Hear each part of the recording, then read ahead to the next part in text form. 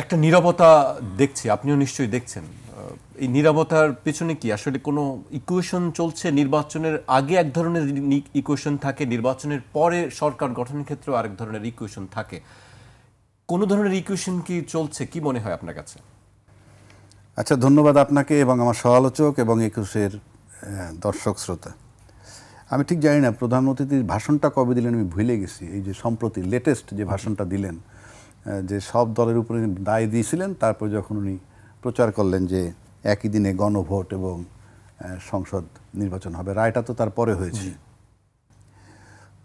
In fact ওটা ছিল সম্ভবত 13 তারিখ। 13 তারিখ যখন বলছিল যে রায়ের দিন ঘোষণা করবে, সেই দিন দুপুরে প্রধান উপদেষ্টা ভাষণ দিল। তো ওটাও একটা সিগনিফিক্যান্ট ব্যাপার ছিল। আমার কাছে মনে হয় যে 13 তারিখটা উনি টেস্ট কেস হিসেবে নিয়েছিলেন, মানে সবাই মিলে যে বিষয়টা কি হয় দেখি, প্রতিক্রিয়া কি হয়।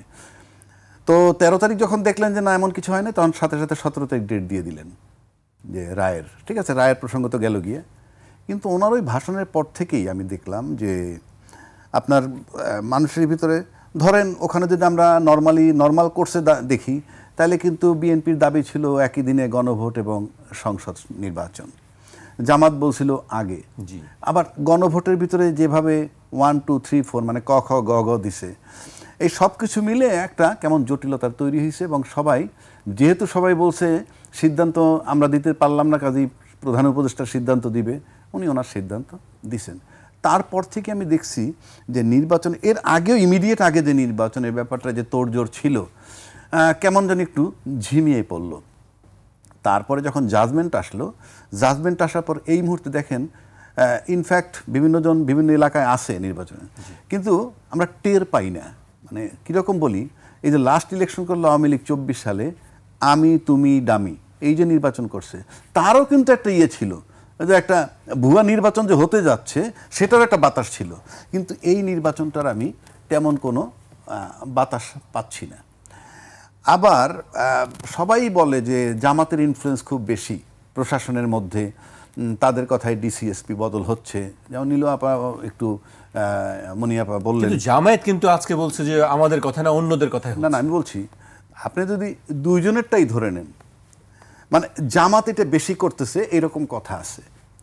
আপনি যদি ওইভাবেও যান, মানে আমি ভাই নিরপেক্ষ বলি, আমার কথা হলো সিম্পল। আপনি যদি মনে করেন জামাত ইনফ্লুয়েন্স কইরা এই ডিসি এসপি বদল করে, তাদের ইনফ্লুয়েন্স আছে, সচিব বদল ইনফ্লুয়েন্স আছে, গভর্নমেন্টের মধ্যে ইনফ্লুয়েন্স আছে, সর্বক্ষেত্রে জামাতের ইনফ্লুয়েন্স থাকে, তাহলে আমি নির্বাচনটা আমরা কি আস্থা নিয়ে যাব?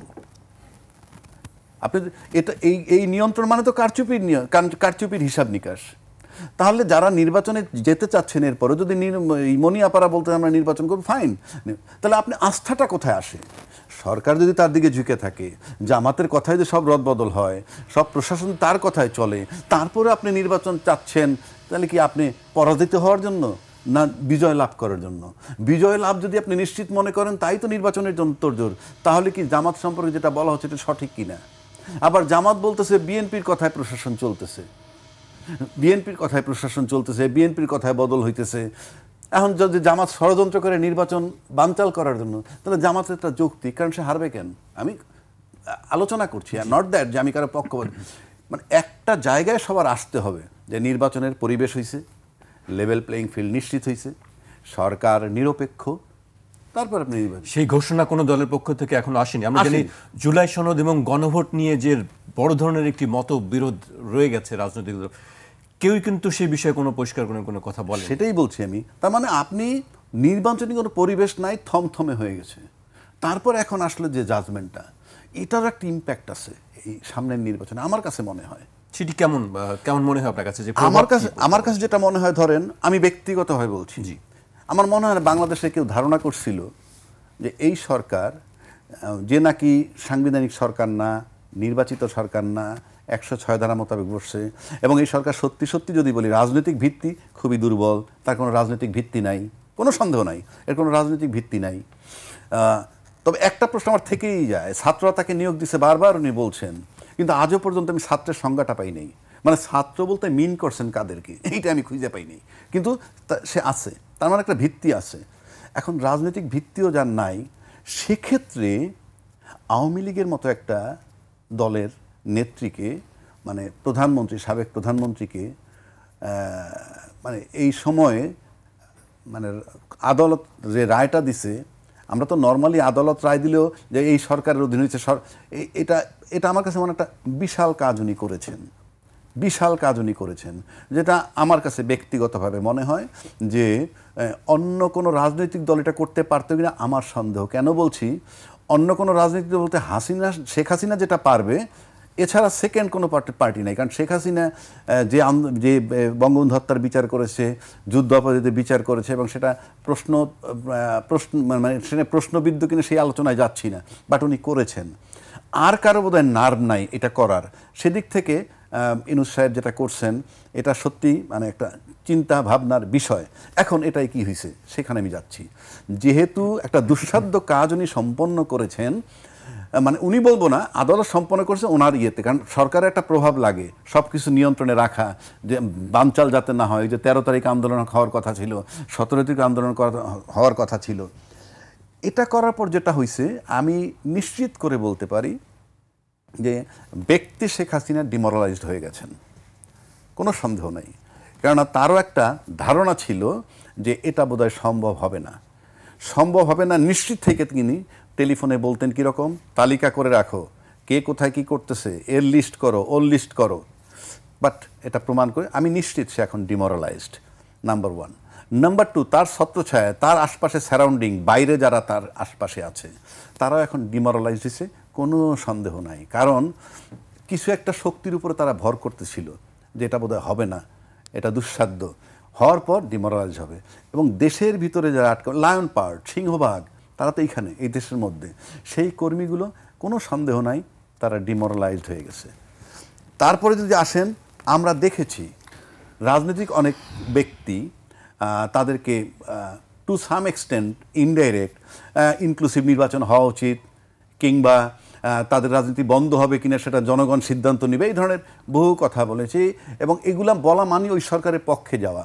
এরকম যারা বক্তব্য দিয়েছেন তারাও ডিমোরালাইজড হয়ে গেছেন, তারাও ডিমোরালাইজড হয়েছেন। কারণ তাদেরও একটা ধারণা ছিল যে এটা বোধহয় সম্ভব না, এক। এবং অনেকে আবার শেখ হাসিনার যে রাজনীতিটা বাংলাদেশে ছিল, সেই শেখ হাসিনার রাজনীতি থেকে অকুপাই করে, মানে ঠিক ওই রাজনীতিটার ভিতরে ঢুকতে যারা চেয়েছিল তারাও এখন একটা চিন্তার ব্যাপার আছে। আর সবচেয়ে মারাত্মক ব্যাপার যেটা হবে সেটা হলো আপনার তরুণ ভোটার 4 কোটি করে বলে আমরা শুনতেছি, মানে যারা ভোট দিতে পারে নাই 3 টার্ম, মানে 14, 18, 24, এদের সবচেয়ে নিচের যদি যার বয়স 20 আর সবচেয়ে সিনিয়র যে হবে তার বয়স 35, 37, এই যে ভোটারগুলো, এই ভোটারগুলো কিন্তু বাংলাদেশে একটা দলের সাথেই পরিচিত ছিল অফিসিয়ালি, যিনি বিতাড়িত হইলেন। সেই একটা দলের যে অ্যাক্টিভিটি 16 বছর দেখছে, আপনি নিশ্চিত থাকতে পারেন আওয়ামী লীগ যদি কালকে নির্বাচন করতেও দেয় এই ভোটগুলো তারা পাবে না।